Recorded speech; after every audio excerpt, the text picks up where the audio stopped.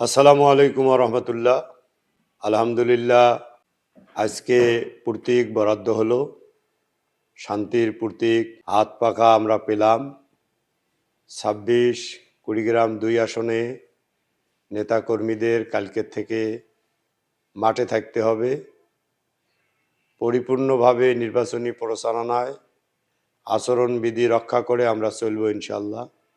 আমরা জোটে ছিলাম, রংপুর বিভাগের 33টি আসনের মধ্যে আমাদেরকে মাত্র 3টি আসন দেওয়ার প্রস্তাব করা হয়েছিল। এর মধ্যে 26 কুড়িগ্রাম 2 আসন, যেখানে বিশাল ইজতেমা হয়, এখানে আমাদের হাত পাকার চেয়ারম্যান নির্বাচিত হয়েছে, সে আসন আমাদেরকে দেয়া হয়নি এবং আমাদের সাথে কোনোরূপ কথাবার্তা না বলেই এটা এনসিপিকে দেয়া হয়েছে। আমাদের আমির অতঃপর কুড়িগ্রাম 3 আসন উলিপুর চেয়েছিলেন, কিন্তু তাদের পক্ষ থেকে বলা হয়েছে সেটা সম্ভব নয়, কারণ সে আসন আমরা ব্যারিস্টারকে কথা দিয়ে লন্ডন থেকে নিয়ে এসেছি, উনি মাঠে কাজ করতেছেন, ওনারই থাকবে। আমাদের সর্বশেষ আবেদন ছিল কুড়িগ্রাম 4 চিলমারি রৌমারি আসন, কিন্তু তাদের পক্ষ থেকে বলা হয়েছে সেটা কিভাবে চান, এটা তো জামাতে ইসলামীর আসন। 1986 সালে সেখানে অ্যাডভোকেট মরহুম সিরাজুল সাহেব নির্বাচন করে নাকি জয়ী হয়েছিলেন। আমাদের আমির তখন বলেন, তাহলে আমরা কোথায় ভোট করব?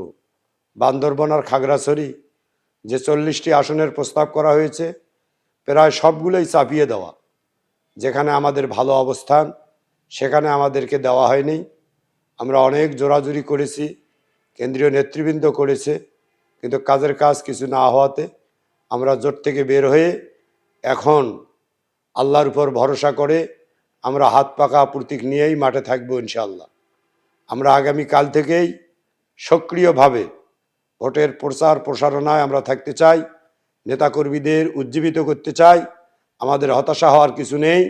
নাসরুম মিনাল্লাহি ওয়া ফাতহুন করিব, নিশ্চয়ই আল্লাহর সাহায্য অতি নিকটে, আমরা সেটা প্রাপ্ত হব। আমি সবার দোয়া চেয়ে সবাইকে ধন্যবাদ দিয়ে শেষ করছি।